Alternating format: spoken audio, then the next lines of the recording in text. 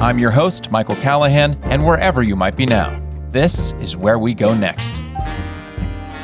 And what does it mean to be patriotic? To love one's own nation and have an affinity for its citizens and ways of life? And why is patriotism increasingly a partisan issue, divided across party lines? Our guest this week has some theories on why certain political demographics are less patriotic than others. Siddak Ahuja is a student at McGill University, studying political science and international development.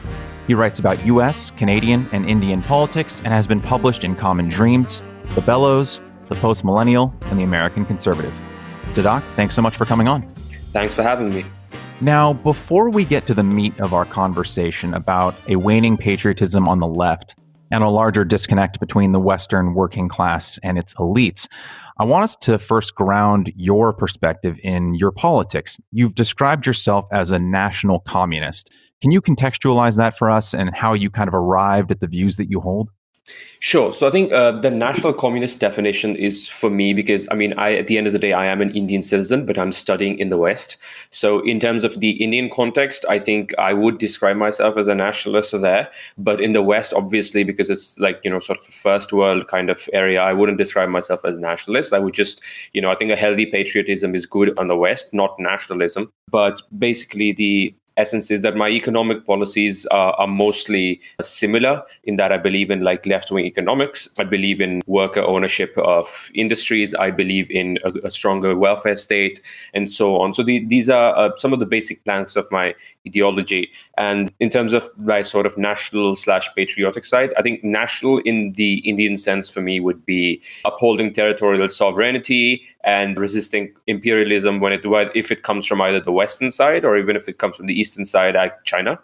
And patriotism, for example, in the West, where I'm currently studying, would be, recognition of the fact that we care for each other as citizens, as we have something in common as citizens, and we wish to resist the scourge of global capital in that sense, because I think capital and the owners of capital don't have a country really, and they're not loyal to their citizens. They are loyal to themselves as a class. So that's kind of where that sort of patriotism comes in, is the sort of hope of a better country. And obviously, I think in terms of that as well, my approach differs from a lot of other so-called leftists in that, many on the left, especially if we compare to the entire saga of Jeremy Corbyn in the United Kingdom, they were, mostly pro-EU. They did not believe in the concept of national sovereignty. I don't think most leftists today, when I speak of leftists, I mean the sort of professional managerial class and college grads that make up the sort of managerial elite of the left. They don't believe in the concept of national sovereignty, but I think it's very important because national sovereignty is instrumental in giving its citizens a sense of purpose to unite for, and at the same time is very useful in constraining and restricting predatory capitalism from infringing on the rights of citizens. And before we really dig into that, because that's going to be the real bulk of our convo, I want to circle back to where you've been published. So you've written for Common Dreams and The Bellows, which seem pretty firmly situated on the left, but also The Millennial and The American Conservative, which I think most readers would probably place somewhere on the right. And I feel like this says less about your writing, which is pretty ideologically consistent across all the platforms you write for, or about how our media seems to be siloing entire topics of discussion as either, quote, left or right. Yeah. Am I on base here? And what are your thoughts on this phenomenon? Yeah, I do call myself left wing because, historically, the beliefs I hold are historically have been a part of the left wing of the political spectrum. But I think that sort of spectrum dissolved. And what we have right now is a left wing of neoliberalism and a right wing of neoliberalism. I don't think any sort of wing necessarily represents a truly populist movement, which is, rooted in the community, rooted in the patriotism of the common people, and rooted in actual genuine economic populism, which is redistributive. So I think in that sense, this entire left-right sort of schism is not something I'd like to participate in as such. I believe there are genuinely good people on the other side of the political spectrum, the so-called right-wing people as well. And I think a lot of our views are very common on a lot of areas. And I think that's what the issue is that even many gatekeepers on the left, they say that, no, you can't work with these so-called right-wing people. They're alt-right or they're fascist and so on. And then this is, by the way, a label that's just dropped without any shred of evidence whatsoever. But I think it's completely counterproductive to not be able to work with people across the aisle if they share the same view, because many people, they have different views on a lot of things. But if your goal is to unite them and get stuff done, then you have to unite with people who don't necessarily agree with you on a lot of things. And, going back to your point about the media misrepresenting things as, oh, this is left and oh, this is right. I think there is, a shred of truth to that when they paint the representatives of the left as some sort of loony, woke, obsessed people, narcissists, and a lot of the issues with the right. I think there is obviously a degree of truth to that. But, mostly the people that are underrepresented, the people who don't vote, a great deal of people have a lot in common with each other. And that part of the stuff is just not being represented. So if you can, market that sort of, obviously marketing is more of a sort of neoliberal term in this sense, but if you can sort of market that side of the so-called right-wing people have actually a lot in common with so-called left-wing people on issues on economic populism and national sovereignty, for example, then I think that's where I'd like to focus more on rather than left or right-wing as such. Yeah, if you could see me while you were talking, I was nodding so fiercely, I think my head might have popped up. I completely agree. I find these labels, like over the last several years, especially since basically 2016, after the election of Donald Trump, I found myself reassessing what all these labels meant. Because I'm not as to the left as you, but I would probably say like center left, right? At least that's where I envisioned myself. Yeah. But after I started investigating sort of what caused Donald Trump to be elected, and as I saw what I was finding out coming into conflict with what a lot of the media was reporting, I just really started questioning if this whole paradigm was helpful at all. Because I think, like what you just said, I don't think it is. And I oftentimes feel like when we label things right wing or left wing, we're not just labeling them, and by we, I really mean the media. Yeah. To label them. We're labeling them as sort of value judgments. Like when something gets labeled right wing by someone on the left, it's a pejorative. Yep. And this also happens on the right to a certain extent. I think it's just more noticeable on the left because they just have more control over elite media. Once you see that, once you see it, become aware of it, it's really hard to unsee. Oh, yeah, 100%. 100%. I agree with that. So let's get to the essay that caused me to reach out to you. It's titled The Case for a Left Patriotism. It's an essay for The Bellows, which is an online magazine that advocates for labor populism. You begin your essay with, quote, "There is often discussion amongst various self-described leftist circles on the ill effects of Western liberal humanitarian intervention, a reckoning with the malaise of colonialism infected upon various countries around the world. While all of these discussions are meaningful and necessary to form material analysis, the fact that many such discussions venture into outright anti-Americanism, anti-Westernism, and straight-up anti-nation-state anarchism poses a serious intellectual and electoral challenge for the left. How can a populist left that wants to win elections and supposedly help the working class do so if it hates the very country it wants to govern, especially when such bourgeois opinions are at direct odds with what workers feel? Such efforts to sideline patriotism also pay an absolute disservice to numerous successful social democratic, socialist, and Marxist movements that sought to counter the far right or secure national liberation and self-rule. If a populist left wants to win, and win big, it must redefine and embrace inclusive patriotism or wither away in the margins of history textbooks to come," end quote. So let's start with your premise.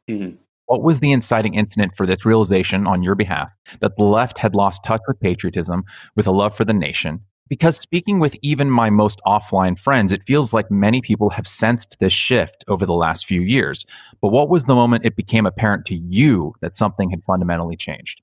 So I like to describe my general shift in politics with the loss of the Labour Party in the 2019 elections. I like to refer to this entire thing as Marx said, first as tragedy, then as farce. So tragedy was Jeremy Corbyn and farce was Bernie Sanders 2020. So I think once you look at the data and once you look at, for example, here I'm speaking about the UK election, once you look at the data, once you look at the voters, and once you look at the sort of people in charge of the Labour Party and just the entire trend that's been going on since Tony Blair, you see that there's something really, really wrong fundamentally at the core of the Labour Party and the so-called left in the United Kingdom. So that's kind of where my analysis came, because the Labour Party lost the election because it allowed for the Conservatives to win in constituencies that were historically, ever since they were, for example, created in the 1920s, they've always voted Labour. And even when Margaret Thatcher went on her anti-union spree and so on, that these people, these constituencies had people who were, miners and so on, who rejected her economic policies and so on. But these seats, these constituencies decided to ditch the Labour Party, which was their economic ideas were mostly popular, like free broadband, nationalizing the railways, free school meals, etc. These were really popular ideas. But even then, they were rejected. So once you look at why they were rejected, you see that obviously patriotism did play a very big part because of the issue of Brexit. And what Brexit was, it wasn't necessarily a cultural sort of divide. It was made to be a cultural divide by the very people that led the left wing of the Labour Party, which became the entire Jeremy Corbyn movement. But the issue of Brexit was actually a class divide, because the people who mostly voted for it were working class people in the so-called red wall constituencies, as they're called. And these were fiercely patriotic, and their social views were at direct odds with a majority of what the Labour Party MPs held. I don't want to put the blame solely on Corbyn here. I don't hate the man as much as many on the mainstream media in the UK did. I am severely disappointed in him, but a lot of this issue actually stems a lot back historically as well, from the days of Tony Blair and Gordon Brown and Ed Miliband. So it's been a pretty huge trend in that sense. So when I looked at the data and I was like, okay, so I guess that rejecting the demand for sovereignty from an authoritarian and neoliberal institution like the European Union, the left rejected this sort of right to self-determination for the British people, and it paid the price. And the right to self-determination was in no way fascistic or reactionary and so on. If you, for example, look at the polls of most British people are open to taking refugees from Hong Kong if the situation in Hong Kong and China worsens, for example. So these people, they're not against trade, because these people elected the Conservative Party, and the Conservative Party has signed a lot of trade deals around the world. But these people were firmly for national sovereignty. And what actually surprised me the most is when I looked into the exact plans for Jeremy Corbyn, what he had in mind electorally, and when I looked at the Maastricht treaties and the Lisbon treaties of the European Union that the UK had signed to enter into that alliance, Jeremy Corbyn's economic policies would literally not have been possible if he were part of the European Union. It was, like I said, an authoritarian institution that mandated and forced neoliberal economics on all its member states. So that's what I was rather confused by, because the two people essentially who were arguing against Brexit, which is against a vote made by the working class, were obviously the Blairites and the centrists of the party. And surprisingly enough, the woke wing of the party, which was, people like Novara Media, Ash Sarkar, Owen Jones, etc. And that's what I found. And I came to a realization that basically these sort of neoliberal economics and social wokeness are basically two sides of the same coin in that scenario. I think a lot was similarly evident with Bernie Sanders as well. I think Bernie Sanders shifted a lot on his immigration views as well. I mean, he did not embrace open borders like much of the activist left does. But Bernie Sanders, for example, in his 2016 campaign, was very pro-worker. He got a good portion of his support from blue-collar working class people that were genuine economic populists, that were genuine beneficiaries of his program in 2016. And he almost won. But this year, he fared much worse, because he sort of paid service to this identity politics of the wokes that exist, that Hillary used to sort of beat him by saying, breaking up the big banks won't solve racism. So I think Bernie basically became a career launching pad for many of the people that were employed in his campaign. And similar thing can be observed with the United Kingdom as well, with, people like Owen Jones and Novara Media and all of these people. It became a sort of launching pad to so-called push the Labour Party left. And, these people in the US as well are pushing the Democratic Party left. But none of these people who want to push any of these institutions left are in any way representative of the opinions of the working class, because they call these people fascists, reactionaries, xenophobes, bigots, and so on. So electorally, I think that was my kind of enlightenment where I was like, wait a minute, what's wrong with the beliefs that I hold, and why aren't actual workers representatives of the beliefs of, the left on economic populism? Because, they seem to agree with a lot of the economic positions, but still, why did we get rejected? Then obviously I did a bit, I read a bunch of theory, I looked, leftist and Marxist theory, and I, looked at some historical scenarios as well. And I realized that patriotism and anti-wokeness were a good reasons why the Red Wall rejected Labour Party and union workers and black voters rejected Bernie Sanders. Patriotism and anti-wokeness are actually fundamental to a lot of what Marxist leftists believe in. Once I started looking at essays, and I read Lenin, for example, and he has a great essay he's written on the patriotism of the great Russian people. So it's not like these opinions are at direct odds with workers. And basically every single movement that has existed, a successful left-wing, let's say, revolution that has existed, or a successful left-wing party that's won power, pretty much mostly all around the world, have been at sense patriotic. This even holds true for Tony Blair himself when he won power in 1997 by appealing to British patriotism and patriotic values, so on. And even Clement Attlee when he won power after the Second World War in the UK. I think these values that the left has drifted away from.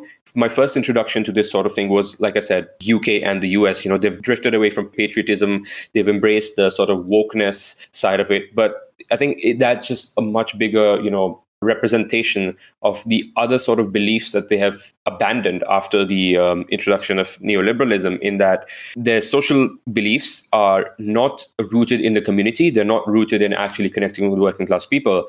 Their social beliefs are rooted in being aspiring elites. That's why they use the language of aspiring elites, which, like I said, is wokeness and anti-patriotism, because aspiring elites by nature are anarchists. They don't want constraints on their life. They don't want restrictions on their life. They want to be able to roam freely, which is another reason why these aspiring elites support policies like free movement and open borders, which are antithetical to the working class because it lowers their wages and destroys unions. I think it's just a broader trend of what the left represents. The people who inhabit the so-called left movement today in the US and the UK are not workers. They're actually college grads who come from middle to wealthy families.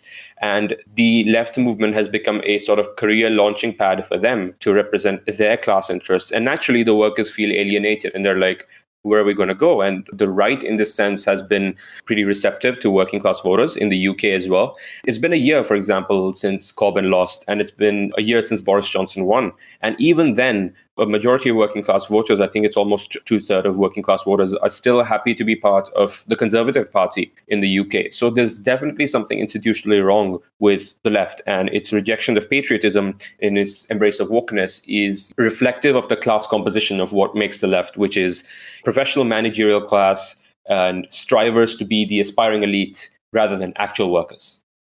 Yeah, I want to get to immigration and the Koch brothers in a little bit, but just to touch on what you just said. So, I guess I've got a two-pronged question here. The first one being, why are elites on the left labeling things as fascist and racist and xenophobic that if they were to just ask or just read the interviews from these working class people in the UK, in the United States, and elsewhere, they would know the actual reasons why these working class voters vote the way they do, and they can read for themselves that it's not fascism or racism most of the time.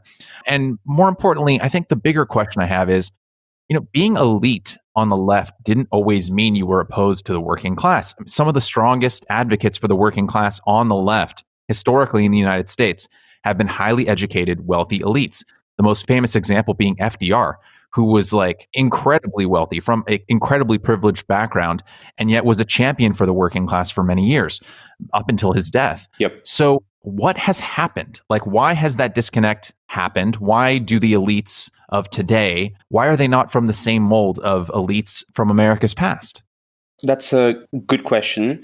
I think responding to your first one on why the elites label workers and all of these other sort of the subaltern as xenophobic, fascist, bigots, and so on, I think this is obviously just they can't be classist in the derogatory terms to use against these people because they claim to be representatives of the working class. So I think anyone who sort of challenges their orthodoxy and just exposes their views is labeled all these wrong reactionary bad terms.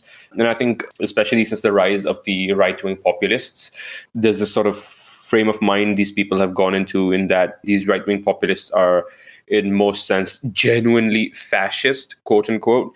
And they have gone into this mindset that we must resist anything they say, anything they do, and call it fascism, call it xenophobia. And anyone who questions us by saying, hey, wait a minute, these guys kind of make sense here, or why aren't you addressing this part of the problem, we will label them as heretics and so on. And I think a lot of conservative friends of mine have a sort of good analysis on that. And I think it's just the absence of religion from their lives has led to them making a new religion altogether. And I think that is a good explanation. But my explanation mostly is that it's a bunch of elites and they don't like being questioned about policies. And they will call you all the wrong things if you ask them the so-called wrong questions.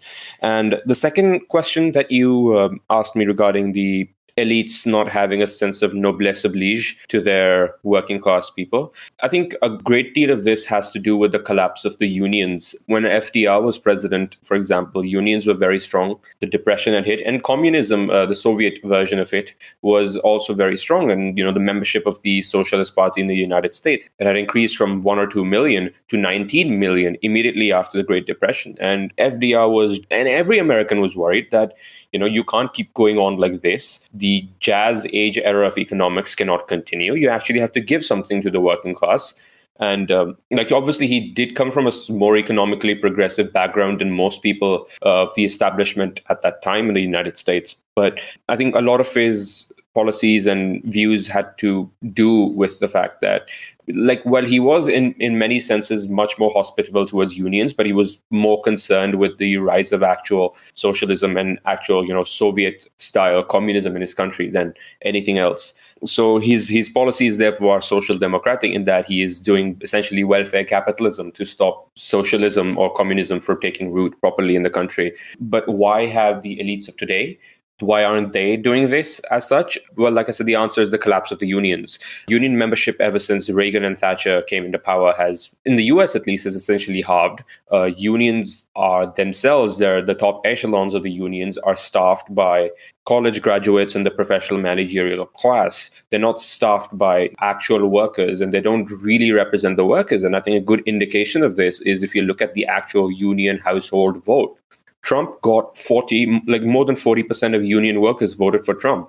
And if you look at why he won Ohio in 2020 and even in 2016, why he won a bunch of the Rust Belt states, is literally union workers voted for him.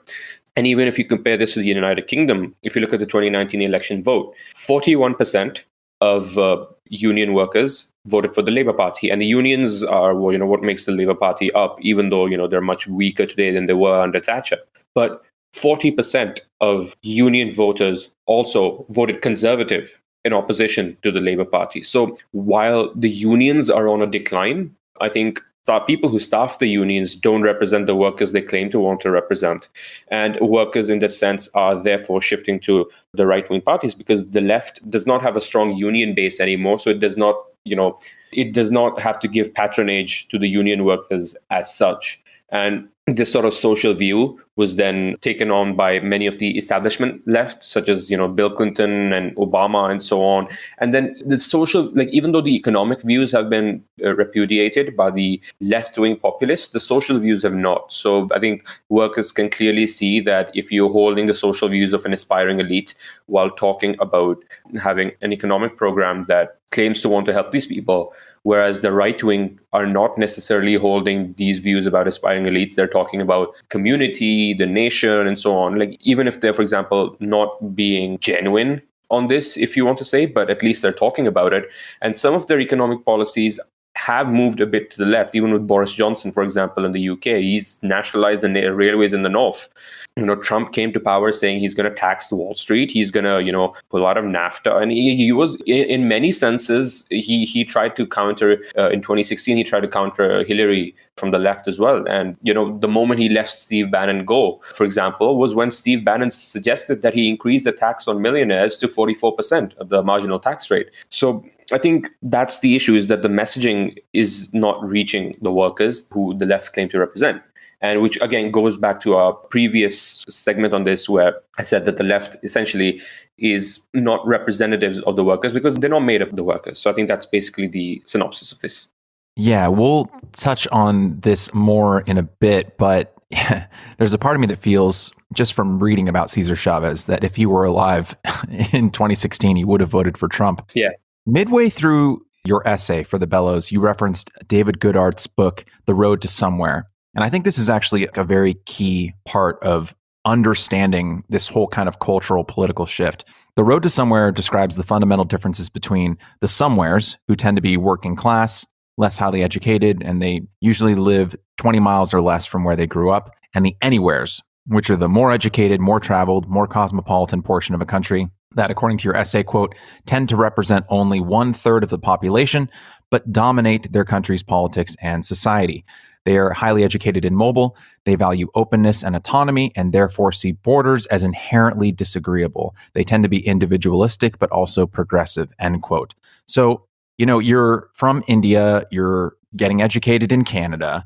Where would you say you fall in the somewhere versus anywhere paradigm? And do you feel like you've personally shifted at all in the last several years as you've kind of examined the anywhere's views on issues of patriotism? Yeah, so I mean, I would obviously, I wouldn't lie to anyone here. I am an anywhere in that sort of class spectrum. Like, obviously, I did grow up in public housing in India when I was young, but the thing is that India and China have benefited from neoliberalism in that the offshoring of jobs and so on has benefited our country's economic growths. And that has led to the upliftment of people who were in the lower middle class and has made them middle to upper middle class. So that's something I'm pretty honest with and pretty open about as well. So in that sense, in a class sense, I fall on the anywhere side of the spectrum. But because I come from a country that is economically not as progressive as, by progressive, I mean economically not as well developed as the United States or anywhere in the West, my social views are obviously, far removed from the anywheres of these Western countries. And in many senses, I think my social views would actually tend to identify more with the somewheres of these countries than the anywheres of these countries, even though my economic sort of class is more resemblant of the anywheres. But that's what I feel. And I think this gives me a good insight into what these anywheres, tend to feel and tend to believe in. Because, like I said, I attend a college, I attend a university, one of the most prestigious in Canada. And I've interacted with these people. I've interacted with the latte leftists, the people who drink Starbucks every day and go about microaggressions and privileges and so on. And I've been part of these organizations myself. And I have left for a lot of the reasons I described previously. I would characterize myself as an anywhere, but I think that being an anywhere gives me the lens to examine these people from a sort of direct perspective, being amongst them. But at the same time, I have experienced being a somewhere, a good portion of my childhood, essentially. And yeah, that's pretty much mostly it. There are some touchstones to your experience that kind of mirror a previous guest, a gentleman by the name of Rob Henderson, who grew up in the foster care system here in the United States, quite working class, someone even would say poor, and then went on to join the military. And then after the military, was educated at Yale and now Cambridge. And he kind of talks about a similar phenomenon that he kind of witnessed when he went from a working class background to all of a sudden being thrust into Yale after the military and being introduced to a whole new set of language, like a whole type of talking about things that was completely foreign to any of the men and women that he served with or any of the people he grew up with.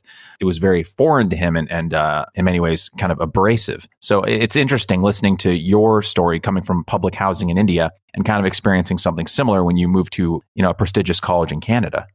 Yeah, there's a completely, different sort of language and different sort of, pathologies, I would say, would be a word to describe it amongst these aspiring elites in the college. And it's pretty clear that these people do not claim to be representing the subaltern of society. They're basically trying to climb on the social ladder and be the elites of tomorrow. So one thing I just kind of wanted to get your opinion on, and you kind of addressed this right at the start of answering the last question, your being from India, a country that you acknowledged has benefited rather profoundly from globalism, and I don't know what other way to say it, kind of the exporting of jobs that were once solely within Western nations, right? A lot of working class jobs that have now been digitized or now moved to countries like India Or in the other direction, you'll see a lot of middle class workers from India come to the United States and work for tech companies, et cetera. There's a whole issue around, I think, certain kinds of tech related visas here that a Yep. lot of Indians in the United States are kind of pushing for, understandably. I totally get that. But yeah, there's a kind of tension there, I think, right? Like, I'm wondering how you think that through since you're from India and yet it has benefited so much from globalism. So you also sympathize with the Western countries that through their globalist policies have benefited the very country that you were born in, that has then allowed you the mobility to travel to those Western countries and then sympathize with the people in those Western countries who would rather that globalism not gone and actually improved India, right? Like there's a kind of almost circular. I don't know if I have like a larger question there, but it's something really interesting. And I haven't had the chance to talk about it with someone who's kind of lived through that like you have. So I just want to get your thoughts. Yeah. So I think I understand where you're going with this. Like you want to, sort of address this sort of contradiction that I have where in that, like, I'm from a country that's benefited from these globalist policies, yet I sympathize with the people who have not benefited from these globalist policies in the West. It's a very interesting question. And I think to a degree, both are possible because India, like I said, has mostly benefited from globalization, not industrially. We are not an industrial powerhouse as compared to China.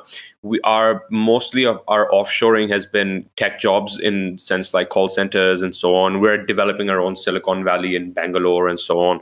But I think why I call myself a national communist in India, but a patriotic socialist in the United States is that once you realize that a lot of India's structures, societal structures, and economic sort of modes of production are pretty feudalist. In that sense, I take inspiration in India from someone like Deng Xiaoping, which I understand, many on the sort of Marxist side of the spectrum would call him a revisionist and so on. But I think once you realize that if you really want to be a socialist, you have to abolish feudalism, get to capitalism, and then try to attempt socialism. And I think that's basically what my view is. So in that sense, I would be open to fairer globalization. I know it's a very, very ironic term to use, fair globalization, very oxymoronic in that sense. But globalization has benefited in capital development for India. India, in this sense, has also been pretty, indigenous in a lot of its industries and manufacturing, and it's growing. And a lot of its manufacturing growth has not necessarily been, jobs taken from the United States, jobs taken from the West. Like I said, it's mostly been call centers, and the jobs that have been shipped away, industrial manufacturing jobs from the West that have been shipped away to countries like China, which is where most of my concern lies. Is that the reason this was done is in the hopes that it will make China democratic, and that the results of this, greater capital would result in greater redistribution to these people. But I don't think either of these have worked out anywhere. So what my basic sort of fundamental belief is that a lot of these jobs that have been shipped away to China, a good portion of them should be returned to ensure that there's a strong and stable middle class and a working class in the Western countries, in that it does not create instability there. But at the same time, I think these people are at such high levels of capital development that they cannot simply just shun globalization and do away with it completely. It is just impossible with the level of capital development these people are in. Like I said, a good portion of these jobs should be sent back to their own countries in the West and help develop their own working class, indigenous manufacturing sectors. But a good portion of them should also be routed to countries that have shown, for example, reciprocal trade development, because India, for example, comes into one of these countries. Vietnam as well comes into one of these countries. But China doesn't. China is pretty mercantilist in that sense. So that's basically how I address my contradiction in that, you do need some jobs back in your country, essential jobs that help with the national security, supply chains of your countries. And I think they deserve to be back in the West. You do deserve to give these working class people a job of dignity. And I think it's a good thing to be able to go to work every day. And I respect that work ethic and so on. But at the same time, I don't think it's impossible for them to completely ditch globalization. And I don't think it's beneficial for a country like India to completely reject capital development at such an early stage of its economic development. So yeah, that's basically how I reconcile both views. That tension would kind of resolve itself if, as you suggested, a lot of the jobs are repatriated to the United States and then the working class feels satisfied. Then if there's overflow, let's say, if there's more work that still needs to be done, there's not going to be a resentment if those additional jobs, or like you said, the jobs that are just better suited, let's say, to a developing nation. Because as you said, the United States and other Western countries are so developed that there is a certain point where certain jobs just wouldn't make as much sense here as they would elsewhere. I think that there wouldn't be resentment if the working class in America, for instance, felt like they were being taken care of. Whereas I feel like right now, and I think you point this out in your essay and elsewhere, I think there's bitterness because they don't feel that. They feel that they're not being put first, that they're being actually oftentimes being put last, either through the export of their industry or the import of low wage, oftentimes under the table labor. Yeah. So, what would you say are the commonalities that bind this sort of shift that's happening among the elite in the West? And it seems to be happening in kind of equal parts in America, Canada, and the UK, specifically in the Anglosphere. What is it about the Anglosphere that seems to make it such a ripe breeding ground for sort of this anti-patriotic, anti-nation state advocacy that's happening amongst the elite left? I think a lot of it has to do with the impact of historical policies. For example, in the UK, they think patriotism is people who want the British Empire back and they want brown people in collar chains and so on. I don't think that's, what these people want, firstly. And American patriotism to a lot of the left-wing professional managerial class people is basically running with the Confederate flag, shouting the N-word, and so on. That's what they think that it means. But it's completely disconnected from what these actual people feel. Patriotism, for most of the people in the working class and the subaltern, is not racist. It's not in any way, shape, or form. And I think that this phenomena is not just evident in the Anglosphere, in the Anglo-West as well. I speak to a lot of French leftists as well, and they say that it's pretty prominent in their own country as well.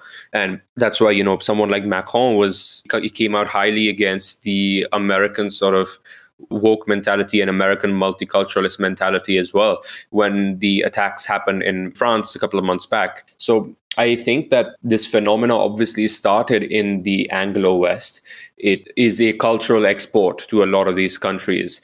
And France is one of those countries that is rejecting it. And a good deal of the left wing in France also rejects it because their concept of secularism is, for example, completely different from the concept of secularism in the Anglosphere. So I think different values come into clash there.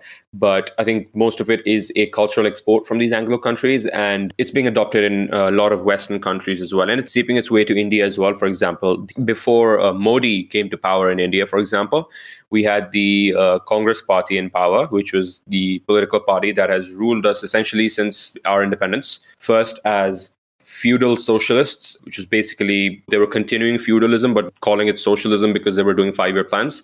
And then they started doing neoliberalism, but essentially a lot of them are still aspiring Anglo elites. The only problem for them is the fact that they have an Indian passport and they just can't, travel around the world without a visa. So I think this sort of Anglo elitism is a cultural export that has taken root in a lot of these countries, in the elites of all of these countries. But the subaltern in the Anglosphere rejects it, and the subaltern in a lot of the other parts of the world also rejects it. So I think that's basically what it is that, like I said, these people are anywheres, and for them, the cultural values of the elites, it's their class that is conscious and not the working class in all of these countries. Yeah, I remember reading about the Yellow Vest movement from last year, and I think pretty much every mainstream American, anywhere left of center news outlet was labeling the Yellow Vest movement as right wing. Yeah. And that's just absurd. None of their demands, at least that I could see, under any microscope could be labeled as right wing. It is this kind of weird left-wing version of a kind of chauvinism where everything that happens throughout the world has to be seen through the American lens. Yeah. And it's like gross. I mean, it's just like once you see it, right? It's like that movie They Live, right? Like once you put the glasses on, it's this weird cultural export, right? Where a lot of politics that are distinctly American start getting grafted, probably by the elites in these countries, as you've noted, onto environments, onto cultural situations and political movements that are really unlike anything that's happening here in the States. And it creates this weird kind of dissonance that really doesn't make sense. Yeah, like I think if you look at it, for example, with Black Lives Matter, I think that was the most glaring example of what you're describing here. Black Lives Matter, it comes from a sort of racial inequality perspective of the United States. And the racial experience in the United States is not the same racial experience that countries like Canada have had, countries like the UK have had. Like obviously UK has had colonialism and a great deal of it was racism, but it was mostly obviously for material gain, in that they needed colonies, they needed resources, and they needed dominance to be able to grow and industrialize their own economy. But the sort of Black Lives Matter racial narrative does not fit anywhere close to UK's political scenarios, and it doesn't really fit in with Canada's political scenario as well. So this BLM, Black Lives Matter, is completely a cultural export. Like if there were protests in Germany for Black Lives Matter, there are not many black people living there. And I think Germany had more wrongings with the Holocaust than it did with black people, in my opinion. So obviously, like, this is a sort of cultural export that comes from the United States. And like you said, it's like that they live kind of glasses moment where you realize that the way we view, most of the world, and this is not just China, Russia, or India, but even if you view France or even the UK from an American perspective, a lot of it just doesn't add up. It doesn't make any sense. Yeah, I think my favorite example from the BLM movement this summer was Finland, which is 90% ethnic Finnish and I think 96% racially white. And I think 0.3% of its population is black, and that's specifically Somali immigrants. And I saw over 10,000 people in Finland marching for Black lives. And look, if they're marching in support of an American cause, that's fine. I have no problem with that, right? Yeah. Like there was a Pray for Paris hashtag happening after Charlie Hebdo. Yeah. So that's normal. But when there's signs in the crowd talking about how they need to dismantle white supremacy, I'm wondering what the hell they're talking about. Because they're like more than 95% white. What do you have to dismantle it? Just yeah, exactly. Yeah. Finland has spent most of its time colonized, like by Russia and other countries. So it's thrown into such stark relief when you see it in these scenarios, like the one you mentioned in Germany or the one I'm talking about in Finland, in which it just does not map at all. We could dedicate an entire additional podcast to this topic, but I do want to talk more about your essay. Later in the essay, you cite a world values survey that shows that, quote, 100% of people in low-income groups in the United States, for example, are either very or quite proud of their country, end quote.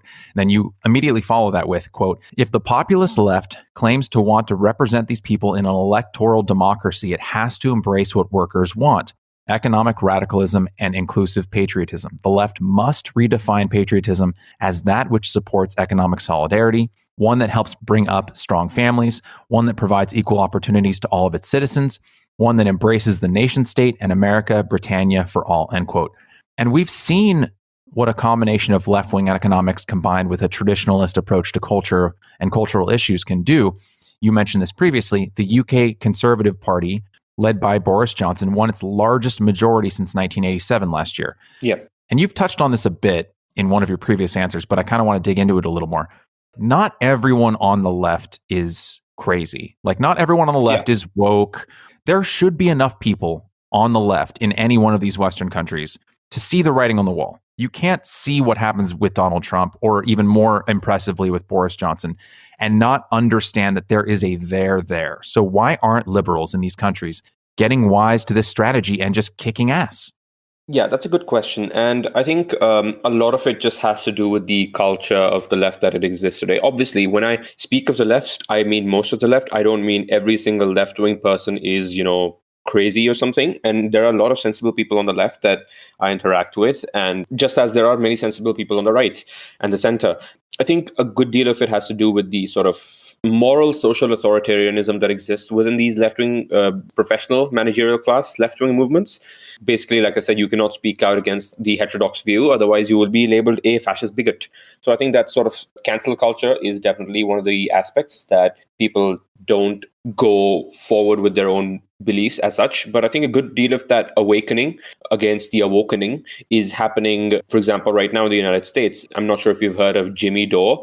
Basically, he's being cancelled by every single left. Yeah, he's been cancelled by every single left-wing media gatekeeper for saying that AOC should table a floor vote on Medicare for all if she wants to vote for Nancy Pelosi as a speaker, because she said that now that the Democrats are in power, we're going to push them left. And he's being cancelled by almost every single left-wing gatekeeper.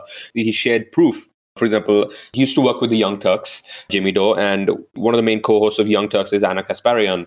And he shared this sort of document that said Anna Kasparian has been receiving money from regime change organizations. And then another person who opposed him, who goes on Majority Report with Sam Seder, I seem to forget her name. I think it's Nomiki Konst or something. Basically, she was advocating for the regime change war in Libya and saying that that was a feminist movement to oust Gaddafi, for example.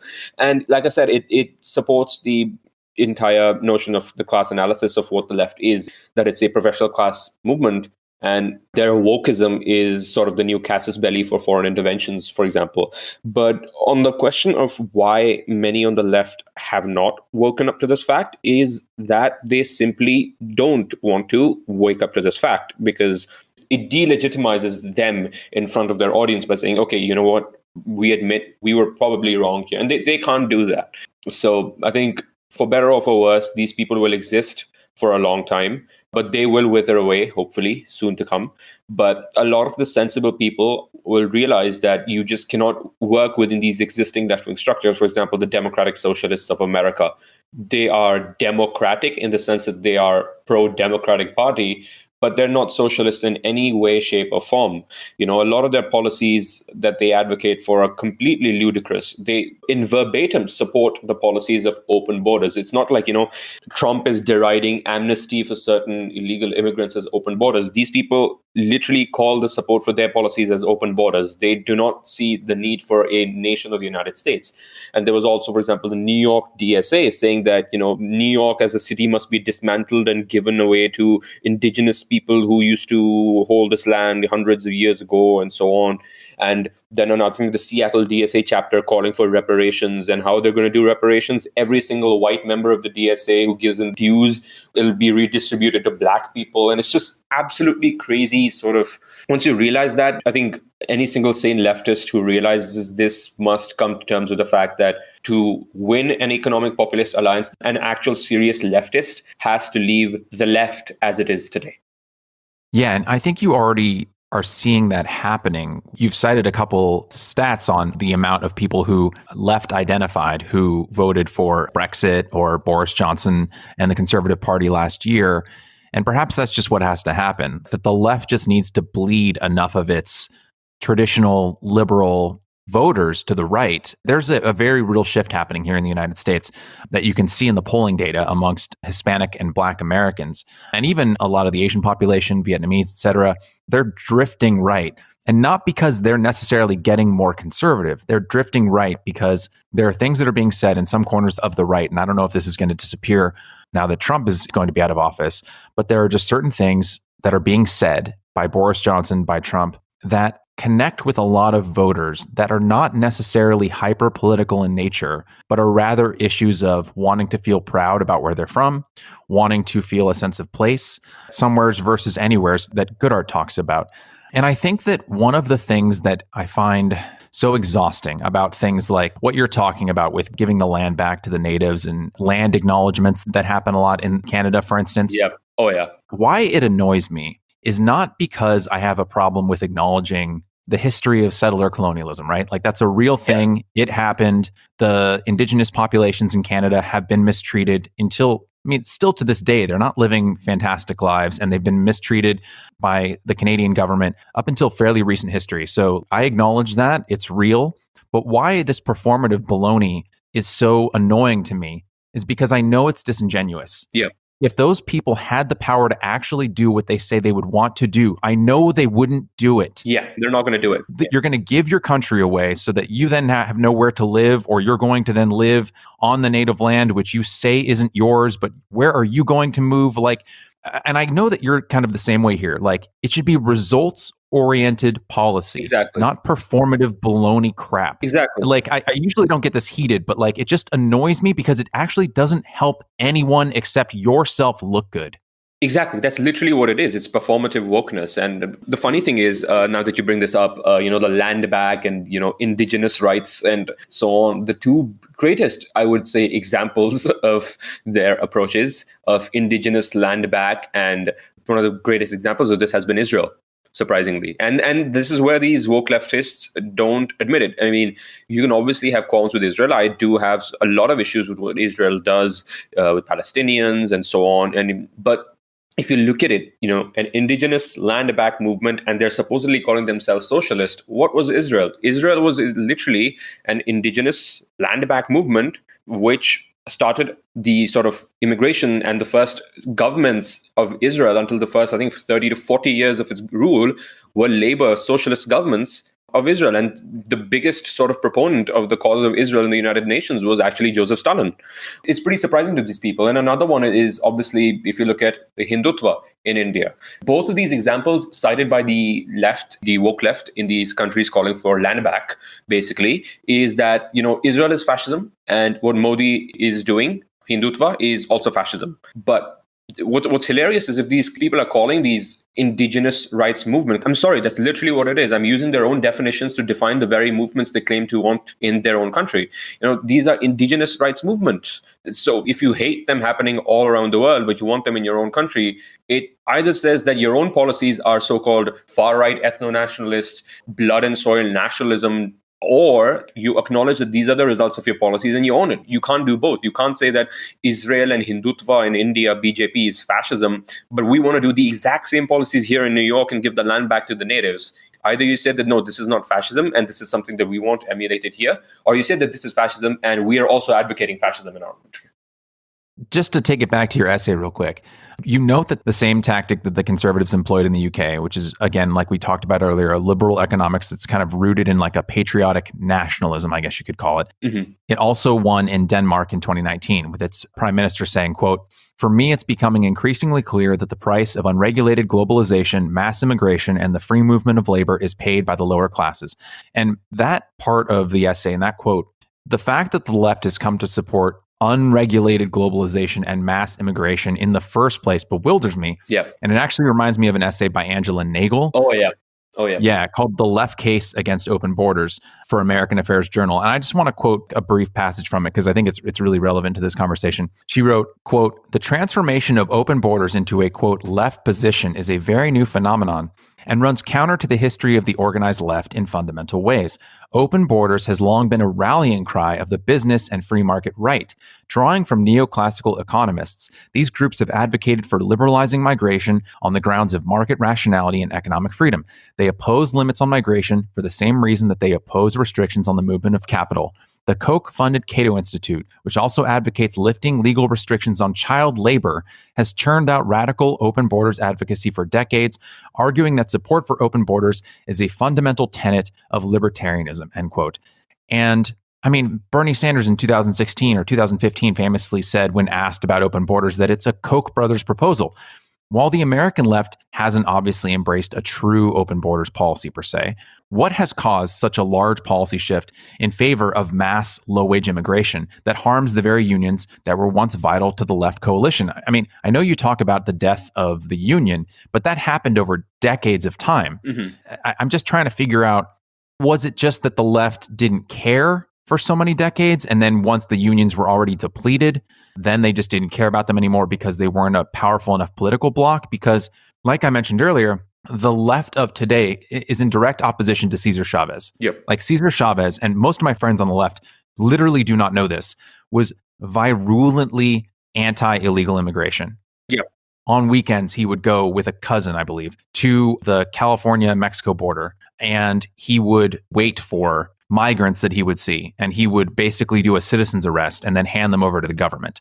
Like, he was that vehemently against it because he understood, right? Like, you can feel whatever way you want about that. But what I will say is that he understood that for a union to be able to organize and organize in favor of a higher wage, they have to be able to control the labor supply. Exactly. And I just don't understand what has happened. I understand that the left now doesn't care, but how did they bleed this out over the course of basically 4 decades? So, like I said, the composition of what makes the left has changed since the start of neoliberalism to today. So, obviously, the left used to be Labour. It used to be against the economic reforms of Reagan and Thatcher and so on. And if you look at how Bill Clinton came to power, he came to power saying that, oh, these people had 12 years to do their policies. We're going to reverse that. Didn't work out for the working class and so on. And he got a lot of working class support. What does he do? He signs NAFTA and he admits China into the World Trade Organization, etc., and so on. So I think this entire alienation and the decline of unions has led to what today is the left claiming to want to represent them, but obviously they don't represent them. And why these people support policies like open borders is, like I said, the class composition of what makes today's left, the professional managerial class. They know that if they rely on cheap labor, cheap illegal labor from down south or from the global south as well, because that helps keep costs low for their own lifestyles, writing for all of these, magazines in New York or Washington, for which they aren't paid that much either. That's essentially what it is. Neoliberal economics and woke social policies are basically two sides of the same coin. When I was referencing, how the Blairites and the centrists in the Labour Party and the wokes both were against Brexit. So I think that comes into play here as well. Obviously, economically, it benefits the establishment neoliberal wing and the libertarian economic wing of the Democrat and Republican parties.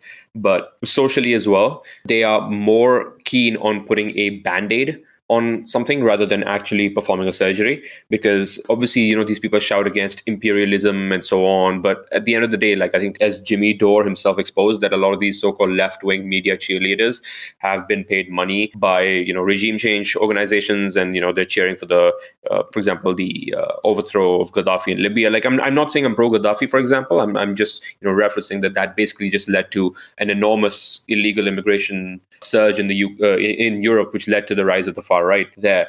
That's what I'm saying is that these people are fundamentally left, but they're left neoliberals. That's what today's left is, because like I said, they're not working class. They don't represent the unions in any way, shape or form, because the unions themselves are staffed by these people, and the unions don't represent their workers, and the unions have been in a decline since neoliberalism. But at the same time, their own social policies, like I said, are they're useful idiots for the neoliberal economics they so claim to despise.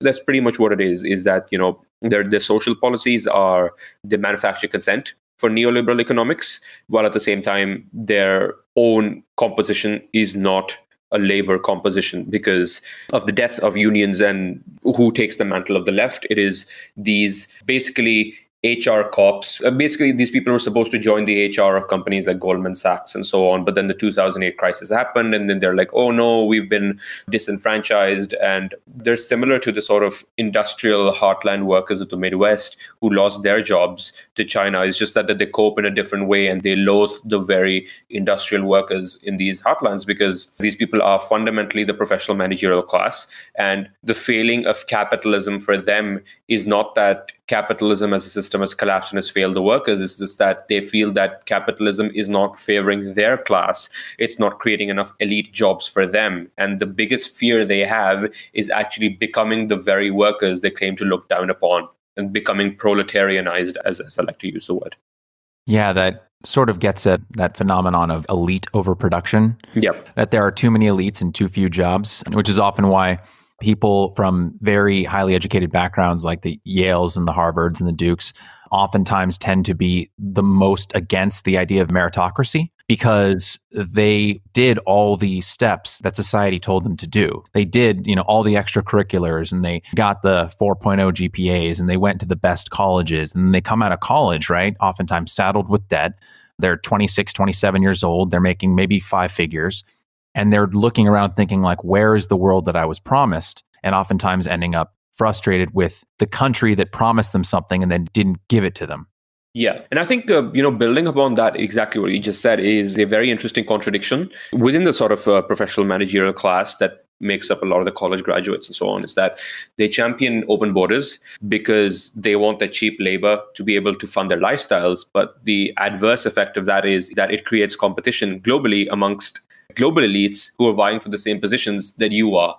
So it's a double-edged sword. It's meant to kill the working class so that they can effectively have a cheaper life. But at the same time, it creates competition amongst themselves for elites from around the world. And you will never hear these people, for example, shout against the H-1B visas that, prioritize tech workers from low-paid, indentured tech workers from India, because that's racist to go on against it. But actually, this is the very policy that helps them the most, which I found really surprising. And like, my hope is this sort of left will eat itself up sooner or later for the better. We've talked about the managerial class and how elites are disconnected from the working class, but that doesn't necessarily get to why they're so much less patriotic, right? To build on the data from the World Values Survey that you cited, it's virtually replicated in an authoritative data analysis from the General Social Survey from the University of Chicago. Over 90% of America's poorest would rather be citizens of the United States than anywhere else in the world. And this swelling patriotism that exists in our poorest citizens is shown again and again, either via Chris Arnotti's reporting for his book, Dignity, Seeking Respect in Back Row America, or the socioeconomic demographics of the U.S. military. But it's nearly inverted when you look at America's most liberal citizens. According to a report entitled American Fabric, Identity and Belonging, which is a deep survey of 8,000 Americans that was done this year in 2020, found that 100% of devoted conservatives were proud to be American. 96% of traditional conservatives said the same thing. 87% of moderates echoed those feelings. But the more liberal the respondents got, the further that number plummeted. 65% of traditional liberals felt proud to be American, 60% of passive liberals, and the only group to poll at less than 50%, the group with the least amount of pride in being American, was progressive activists at 34%. Yep. It was lower than any other demographic, no matter how you were measuring it, by race, age, generation, any metric, it was the lowest. So, we've talked about the managerial class and whatnot, but that doesn't necessarily, in my mind, explain this trend. So what the hell is going on? Why are so many on the left reticent or even outright hostile to the idea of a healthy kind of patriotism or nationalism, call it what you will, or even sometimes the very idea of a nation state itself? What is happening here? Yeah, so I think this just mixes in with the analysis of these so-called somewheres and anywheres as well, is that obviously these people view the nation state as a restriction on their own freedoms. Their sort of ideal life is to be able to go anywhere around the world and work a six-figure comfortable job, be able to travel the world freely. That's the life they were promised. And, they hate their country precisely because their country has not delivered to them, number one. And number two is that there's so-called social beliefs that they have learned. Like, obviously, like I said in the beginning of my essay for the Bellows, it's okay to criticize America for its foreign policy, for its economic policies and so on, but then venturing onto anti-America hatred for your own country is just counterproductive. And that's basically what it is their economic positions, like I said, it is their class positions, are fundamentally opposed to any sort of nation state existing. The elites around the world have more in common with each other. They recognize that. They recognize their class consciousness, the class consciousness of global capital. And the people that inhabit today's left, the upper echelons of today's left, are aspiring elites. And they also recognize the same thing. But why they have become so virulently anti-American is precisely because America's failed them, and their social views of how, America is racist, settler colonialism, and so on. Like, obviously, you have to kind of set the rights and wrongs and so on, and you have to acknowledge your past, which I think a lot of people do. But the reason they are so far removed from sections of society is obviously their own class composition and a desire to one-up one another. I think a lot of it goes into psychology as well, which, I mean, I'll openly admit I'm not too much of a psychologist or too much into psychology to be able to give a perfect analysis, but it's just a sort of bourgeois narcissism that comes from within, where they seek attention from various underprivileged groups, so they like to say, and they try to out-radical them by saying, oh no, America is a racist country, we must dismantle America, and so on. So it's a class composition issue, it's an issue with their own social beliefs, and it's just an issue of bourgeois narcissism. And if you mix all three, it just makes complete sense. What you said reminds me of a passage from an essay by Matthew Crawford. He wrote it for Unheard. It's pretty recent. It came out, I think, something like a week ago. Mm-hmm. It's titled How Race Politics Liberated the Elites. And there's this quote from it that I think is just like right there with what you were saying.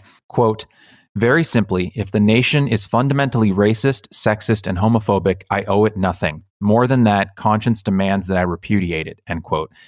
And it's so interesting, right, Siddak, because it's only when you travel outside of your own country that you should understand how good you have it. If you come from a country that's developed, if you come from a middle class or upper middle class life, right? Yeah. The joke used to be, oh, it's people in the middle of the country, the people that don't have a passport, the people that never have traveled anywhere. They don't know, they're ignorant. They don't know the wider world. They haven't been to Bangladesh or Papua New Guinea or whatever. They haven't really seen how the world is. They're not grateful for everything that they have. And yet it seems like the very people that should be grateful. And again, this isn't excusing the very real progress we still have to make here in America. We are an imperfect country. No country is perfect. Yeah. The disconnect that I don't understand is how the people who have been abroad and have seen other countries that are developing and can see the advantages, the political and socioeconomic, the luxuries that we have, the job opportunities that we have. What is the cognitive dissonance that is happening in these people's minds where they can travel to these other countries, see that they have as many or oftentimes much worse problems, especially around issues of sexuality, gender, race, ethnicity, systems of oppression? How can they travel to these countries and not gain perspective? How can they travel outside of the United States and still think that the United States is basically the great Satan? Is it all performative? Do they actually believe this? I mean, I know you can't psychologically analyze these folks, but I guess what I'm just wondering is, how can you go to the ocean and still not believe in water?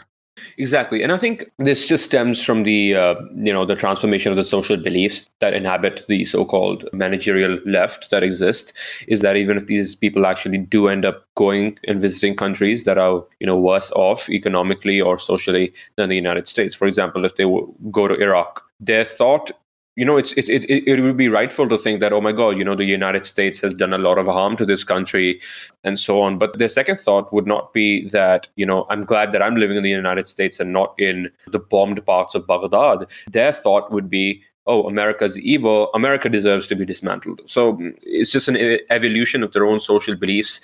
And I think it's come from when the so-called millennials generation could not accumulate more assets. So the sort of material signifier of progress was replaced by a cultural signifier of progress. And you are holier than your subalterns if you have a much more radical opinion now, it turns out.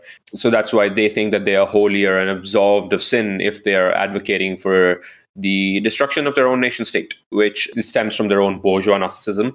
And it stems from their own sort of class beliefs, is that they feel in general as a class, the nation is a restriction on their own mobility and, so on. So these are basically the left of today, the managerial left of today are basically just failed libertarians who just could not get a job as HR managers at Goldman Sachs. That's basically what it is. So that just comes into play. And like I said, if they go to Iraq, their thought would not be that, at least I'm glad I'm living in the United States. Their thought would be that America is inherently evil. It deserves to be dismantled. Yeah. Wow. Failed libertarians who couldn't get a job at Goldman Sachs. That's a great line. You should put that on a poster. That's really good. Yeah. Again, I think that there are a lot of touchstones. I just hear a lot of similarities between the kind of observations you've made about this kind of elite class and the ones that Rob Henderson has made. He kind of touched on a similar point as recently as decades ago, and really pretty much for all of human history. The way that you would show your wealth was through like physical goods, right? You would show you were wealthy because you owned a very expensive car or lived in an amazing mansion or wore very expensive clothes. But now that's considered gauche. So he has this whole idea of basically what he calls luxury beliefs, which is the way that you show your status is by having these like super specific, hyper left opinions around things like microaggressions and various ideologies that take a decent amount of time to research and to learn the language, because it is a very specific language that if you spoke it in front of a working class person, they actually wouldn't have any idea what you were talking about when you were mentioning your pronouns. But it is a signifier to other elites that you are of a certain class. And that language has become a substitute for what was usually material goods. Exactly. I think Rob Henderson is building on from Thorstein Veblen, who was an economist in the United States from Norway. He wrote his book about the beliefs of the luxury class as well. And I think it's a very, very interesting book. And I think Rob here is right as well. This is a result of the fact that asset accumulation for the millennial generation stopped.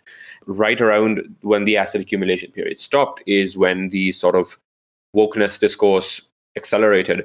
And the greatest acceleration of this obviously was after the 2008 crash and Occupy Wall Street. So obviously, I mean, I would say this wokeness discourse was used to sow division in a revolt against the bourgeoisie, if you want to call that the Occupy Wall Street movement. But at the same time, it also became a signifier for aspiring elites to say that, I mean, you and I very well know that we can't get material benefits as such. So obviously, while we're fighting for them, this is my signifier of how I am an elite, or I aspire to be an elite. Look at the words I use, such as latinx, or, so on. So I think that's basically what it is. And, it's just the evolution of Veblen's belief of the luxury beliefs from a more class-centered analysis to a more cultural analysis, precisely because the economic benefits that come from asset accumulation stopped coming for the millennial generation, and they figured they had to somehow cope, but in a different way. Yeah, I think that's spot on. And to give credit to Henderson where it's due, he does, in one of his essays for Quillette, actually, he specifically structures the essay around building on Veblen's theory of the leisure class. Exactly. I want to get this on the record. There's just these quotes from the American Fabric Identity and Belonging Survey. There's just a couple quotes in here that I just want to get on the record because, I too, I guess for a very long time, and I guess I can't really identify out of it, but I suppose I could be called in anywhere. Mm-hmm. I went to a pretty elite grad school that was predominantly international students, so of means, and those were my friends and still are. It was like the crowd that I ran in for many years. Again, it wasn't really until 2016 that I began to really consider and appreciate the people that I used to call those who lived in the flyover states, right? I would just speak so dismissively about them.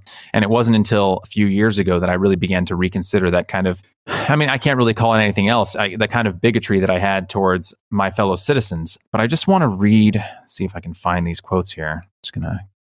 Okay, I just wanted to read a couple of these quotes from that survey because I think that when we talk about issues of race, especially here in America, we talk about them as if everyone who's black or everyone who's brown has a very specific political view, and that to divert from that view is to be some kind of traitor, or you're inauthentic, or the polling wasn't accurate or something. And there are just a couple quotes, and I'm going to try and not read them all because they're rather long, and I don't want to take up a ton of your time just reading quotes.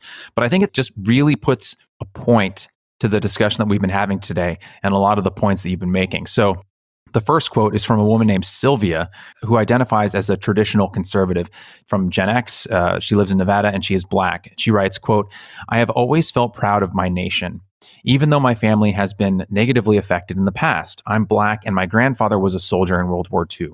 He told me even though minority soldiers were treated terribly at that time, that the United States is still the best country a black person could be raised in." And then later she says, "I am the first member of my family to graduate college, buy a house, save funds to put my own children through college, have traveled to many countries, and I feel a sense of pride being an American. And it's always amazing when I go to different countries and the people I interact with who are fascinated by America and ask me many questions."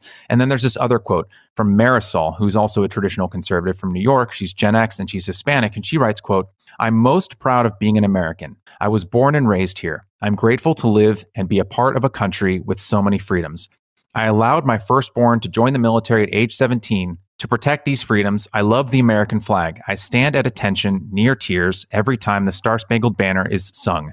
My country is not a perfect country, but the good outweighs the bad," end quote.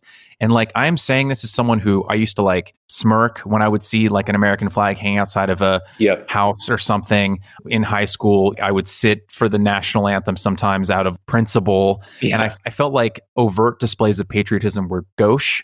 Now, I'm not going to hang an American flag in my living room or something. For me, that's a bridge too far. But over the last few years, I have just really transformed in how I appreciate those sentiments now. And I think it actually was a lot of the left relentlessly crapping on the country where I was just guys, this is a little too far. And now when I read these quotes from Sylvia and Marisol, I get a little emotional because I find that kind of patriotism that isn't like jingoistic. It's not offensive. Yeah. It's just earnest. And I find that moving in a way that I didn't used to. Has that sort of similar thing happened to you? Yeah, 100%. So I think that's where I kind of realized the need for patriotism in the West. I think nationalism for me I've always held these views, but it's just that when I went to college and my views were kind of tending more towards the woke side, because that's where people who, said they identified with my beliefs believed in. I mean, I found their views a bit weird, and that's kind of why I left many of these organizations. But ultimately, I think my views, what you say is perfectly correct in that, the managerial left kind of takes these minorities as monoliths, when actually a lot of these people are proud of the fact that they are in a country where they as minorities are treated much better than basically almost any single country that exists. And that's a similar reason I have, for example, patriotism or nationalism towards my own country of India, is because I have seen historically we've been colonized, maybe from invaders from the Arab world, or maybe the Brits, or even the Mongols, or any other part of the world. So I think I recognize in that sense that why we need India as a nation. And I think a lot of Indians do recognize that as well. And the good thing about the center left, at least in India, is that it is nationalist towards India. It is pro, it is support the troops kind of nationalism, the nationalism that you would see on the right. So I think that problem doesn't really exist as much as it does in India. The main issue in the Indian left is their economics and their support for a lot of feudalist policies.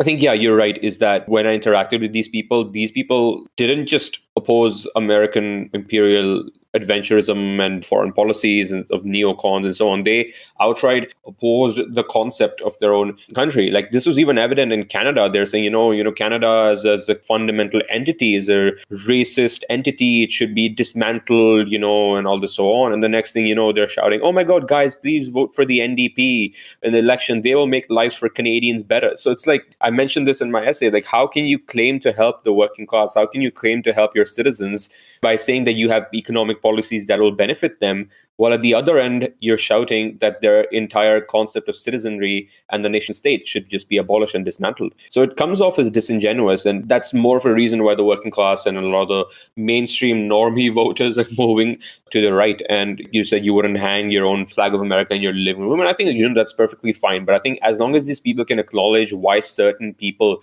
do that, I think that'll make a lot more sense for these people on the left to identify where they stand and where the people on the opposite side of the spectrum stand, and where actual working class voters stand, which the left claims to want to represent.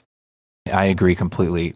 To take us to our final question, and it's a question I'm now going to be asking myself in my own mind as well, because I've gotten a little more heated, a little more passionate on this recording than I usually do, but I'll put the question to you. We're limited as individuals in all sorts of ways. We're limited in our time, in our energy, and often in our capacity for empathy. I mean, even the most well-intentioned and caring person can't be thinking of everyone else, every group of people all the time. It's literally impossible. We have too much going on. So is there someone, an individual or a group of people in your life or in the world at large right now, abstract or concrete, that you would like to take a moment and offer empathy to? Someone I would like to offer empathy to? It's a very good question. I would like to offer empathy to basically the working class in India that may better or for worse be affected by the policies that come forward, and empathy towards the working class and the sort of subaltern of the West, which have been affected negatively by all of these policies and are derided by the people who claim to want to represent them. So I think I empathize with them, and I see where they're coming from, and I see why they support the policies they support, and I see why they need, I wouldn't say need the help, because I'm not trying to sound like a paternalistic person, but why it is time to listen to them. Siddak, thank you so much for coming on. Thank you for your insights, which I think have been very valuable, because I think we would both agree that a healthy left is required for a healthy nation. So thank you for the work that you're doing, the writing you're doing, and I look forward to reading more. Thanks for having me on.